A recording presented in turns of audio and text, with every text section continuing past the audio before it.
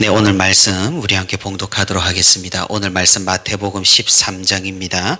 마태복음 13장 44절에서 52절 말씀까지 우리 교독으로 함께 봉독하도록 하겠습니다.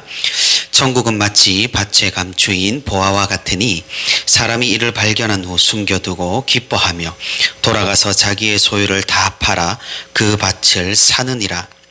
또 천국은 마치 좋은 진주를 구하는 장사와 같으니 극히 값진 진주 하나를 발견하매 가서 자기의 소유를 다 팔아 그 진주를 사느니라. 또 천국은 마치 바다에 치고 각종 물고기를 모는 그물과 같으니 그물에 가득함에 물가로 끌고 내고 앉아서 좋은 것은 그릇에 담고 못된 것은 내버리느니라.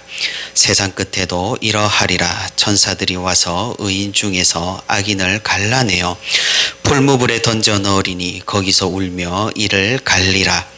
이 모든 것을 깨달았느냐 하시니 대답하되 그러하오이다. 우리 같이 합니다.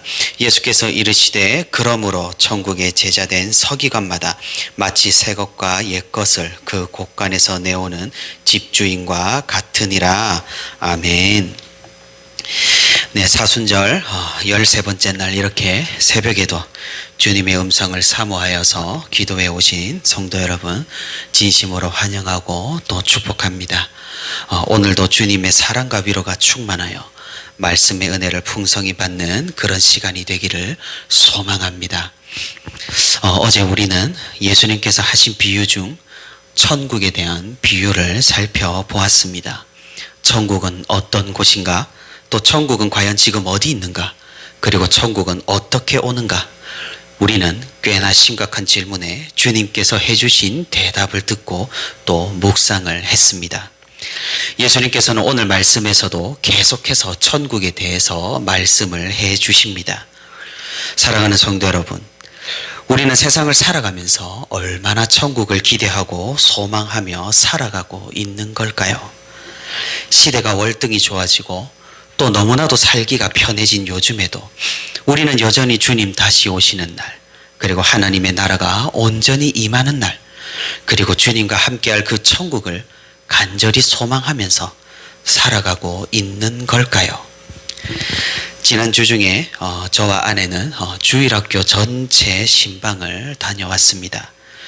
교회에서 얼굴 보기 참 쉽지 않은 그런 시대에 그래도 찾아가서 얼굴을 보고 인사하고 서로 위로하니 정말 참으로 귀한 시간이었습니다. 그런데 어느 집에 갔는데 어떤 유치부 어린이가 대뜸 우리를 보자 이런 말을 하는 겁니다. 엄마, 예수님 언제 오셔? 예수님 빨리 오셨으면 좋겠다. 갑자기 이런 말을 하는 겁니다. 그러자 아이의 어머니는 화들짝 놀라면서 너 무슨 소리를 그렇게 하니? 엄마 좀 더 살고 예수님 오라고 하자. 이렇게 대답을 하는 겁니다. 물론 웃자고 하는 소리고 또 아이의 말이 너무나 기특해서 우리 재미있게 표현을 한 것입니다. 그런데 그 말을 듣는 저는 재미있기도 했지만 사실 마음이 좀 그리 편하지는 않더라고요. 내가 저 아이처럼 좀 순수하게 예수님 다시 만나기를 기다리고 있는가? 만약 예수님이 당장 오신다고, 지금 당장 오신다고 우리에게 만약에 전화나 이메일이나 어떤 방법으로 연락이 온다면 우리는 어서 오세요라며 주님을 환대할 것인가? 아니면 예수님 조금만 있다 오시면 안 될까요? 라고 할 것인가? 참으로 여러 가지 생각이 들었고 잠시 고민에 빠졌었습니다. 요즘 시대는 정말 그런 시대인 것 같습니다. 천국을 기대하고 또 천국을 기다리고 천국을 사모하는 이런 마음들이 조금은 옅어지고 있지는 않은지 그런 걱정을 해봅니다. 이런 우리의 상황 가운데서 오늘 말씀을 통해 예수님께서는 우리가 천국을 어떻게 기대하고 어떻게 기다려야 하는가, 그리고 천국을 소유한 자로서 우리가 어떻게 살아야 하는가를 자세하게 알려주십니다. 예수님께서는 천국을 발견한 사람의 상태에 대해서 밭에서 우연히 보화를 발견한 사람의 이야기를 통해 알려주십니다. 유대인의 법에 따르면 소작농이나 일꾼들이 주인의 밭에서 일하다가 그 그 밭에서 무언가를 발견하면 그것은 주인의 소유가 되었습니다. 정작 발견한 사람은 그 소유권을 주장하지 못했던 것이죠. 그러니 만약 누군가 주인의 밭에서 정말 귀중한 것을 발견을 했다면 그것을 바로 파내어 내어 보이는 것은 그것을 빼앗기게 되는 일이 될 것입니다. 대신에 그 밭을 정당하게 구입한 후에 그 귀중한 것, 보화를 파낸다면 그것은 온전히 파낸 사람 자신의 소유가 되는 것입니다. 이 소작농이, 이 일꾼이 소유가 넉넉했겠습니까? 아마도 그렇지는 않았을 것입니다. 하지만 그 보화를 생각하며 그는 자신의 모든 것을 팔아 돈을 마련하고 주인에게 어떻게든 그 밭을 사려고 최선을 다할 것입니다.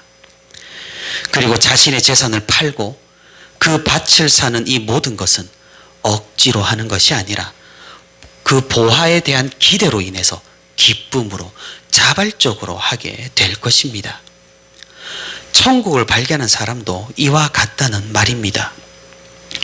그런데 우리는 여기서 조금은 문제를 제기할 수도 있습니다. 일꾼이 법을 속이고 주인을 속이고 보화를 발견했는데도 숨겨서 그 밭을 사는 것이 과연 도덕적이냐는 문제입니다.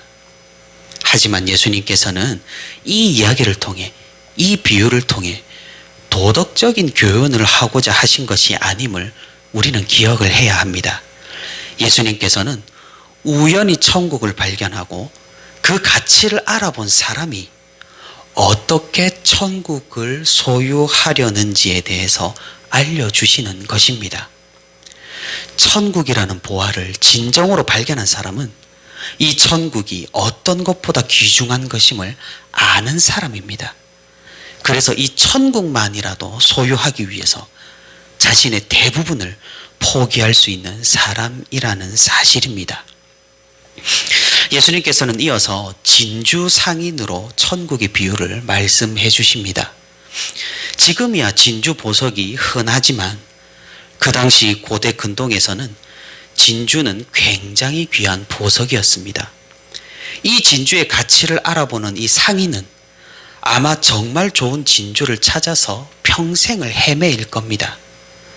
그러다 값지고 좋은 진주를 발견을 한다면 당연히 이 상인은 그 진주를 사기 위해 자신이 가진 모든 것을 투자할 것입니다.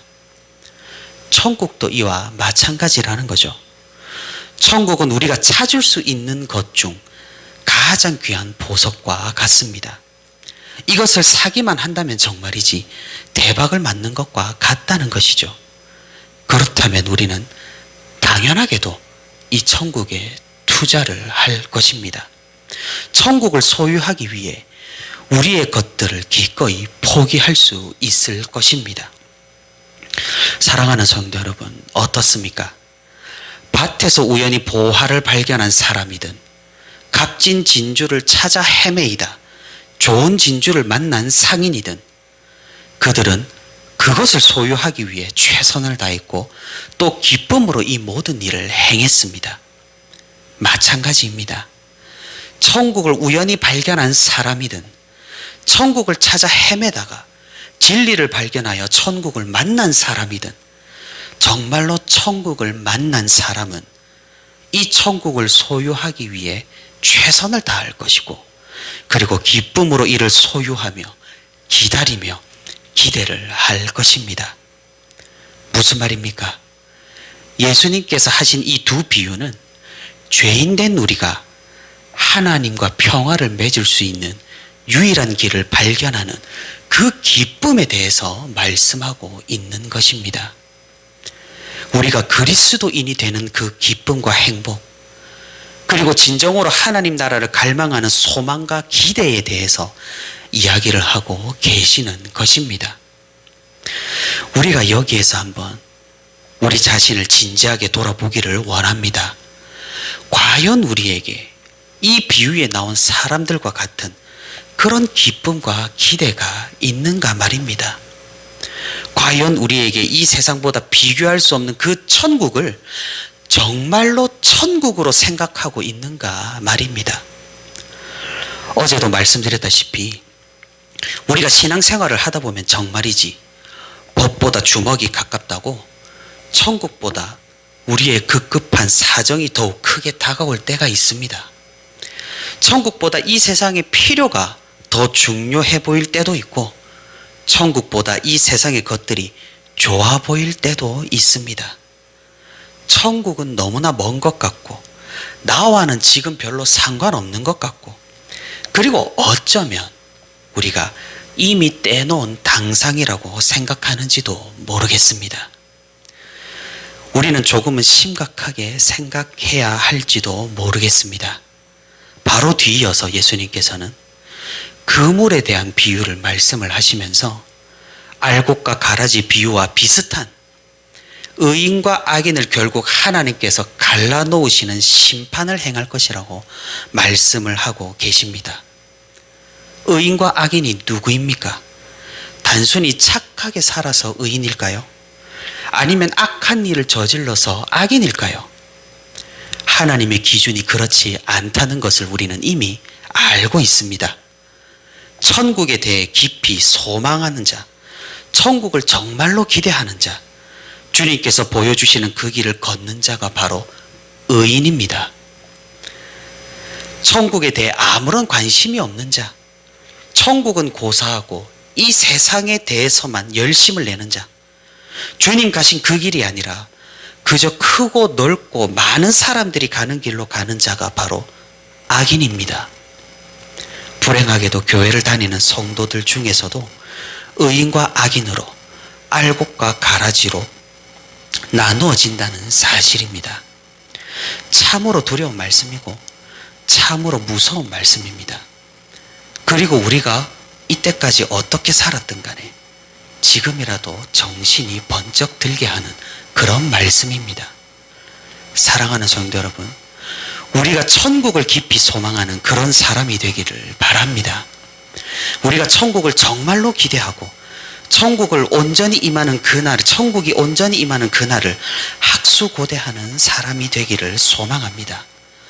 보화를 가지기 위해서, 진주를 가지기 위해서 이 세상의 많은 것들을 포기할 줄 아는 그런 사람이 되기를 바랍니다. 정말로 천국을 소유한 사람이 되기를 소망합니다. 말씀을 맺도록 하겠습니다. 예수님께서는 마지막으로 제자들에게 이렇게 질문을 합니다. 이 모든 것을 깨달았느냐? 우리는 이 질문에 어떻게 대답할 수 있겠습니까? 깨닫긴 했어도 주님, 조금만 더 여유를 주시면 안 되겠습니까? 라고 우리가 말하겠습니까? 우리 모두 그렇습니다, 주님. 우리가 천국을 깨달았습니다. 라고 대답하는 성도가 되기를 소망합니다.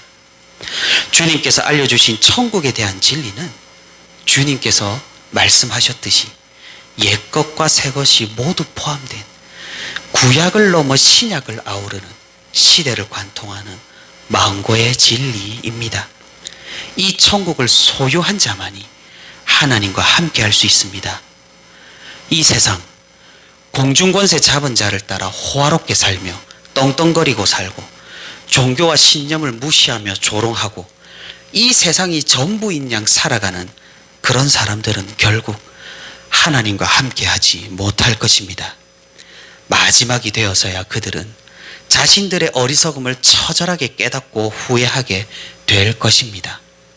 생각해 보시기를 바랍니다. 얼마나 많은 사람들이 노아의 방주문을 두드렸겠습니까? 얼마나 많은 사람들이 잠겨가는 세상 속에서 방주를 바라보며 후회를 했겠습니까? 하나님께서 허락하신 시간이 얼마나 남았는지 아무도 알지 못합니다. 우리가 정말로 진실로 천국을 소유한 자로서 이 세상을 살아가며 하나님을 기뻐하고 하나님을 위해 우리 자신을 내려놓을 수 있는 그런 성도가 되기를 바랍니다. 우리가 이 결심과 확신을 가진다면 하나님께서는 그런 우리를 반드시 천국으로 이끄실 것입니다. 우연이든 찾아 헤매든 천국을 발견한 자로서, 천국을 소유한 자로서 주님 다시 오시는 날을 간절히 사모하는 그런 신앙을 회복하고 가지고 소유하는 저와 우리 부천시민교회 모든 성도가 되기를 소망합니다.